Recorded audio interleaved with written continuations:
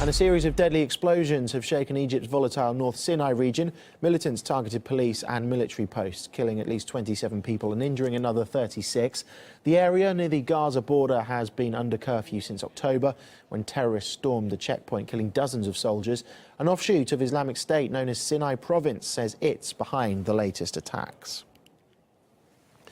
Protesters have stormed the US Senate, launching a verbal tirade against Washington veteran and former US National Security Advisor Henry Kissinger. They accuse him of war crimes over the Vietnam conflict. More on that in today's Breaking the Set with Abby Martin.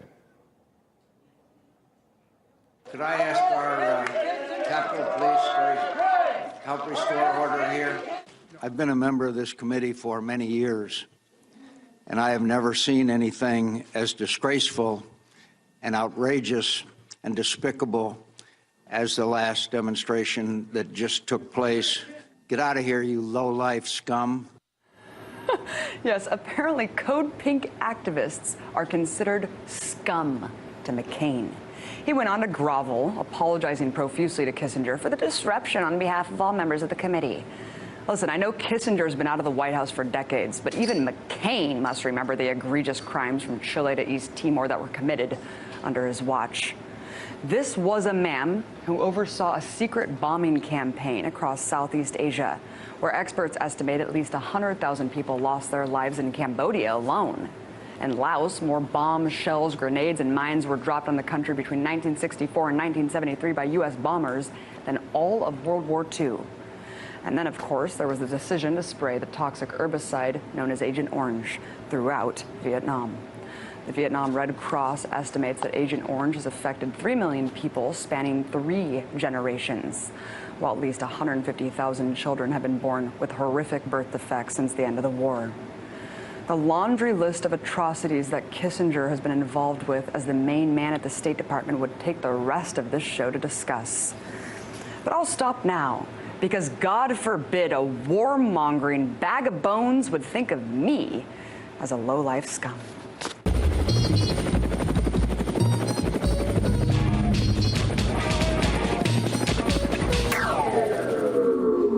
Haunting images of an enormous Soviet military base which lies abandoned in forests near Berlin have been captured by drone cameras.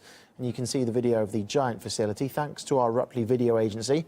The compound was known as Vogelsang, and today it's slowly being reclaimed by nature after lying empty for more than 20 years. The base used to be one of the largest outside the Soviet Union, covering a huge territory and the capacity to accommodate about 15,000 people, including soldiers and their families.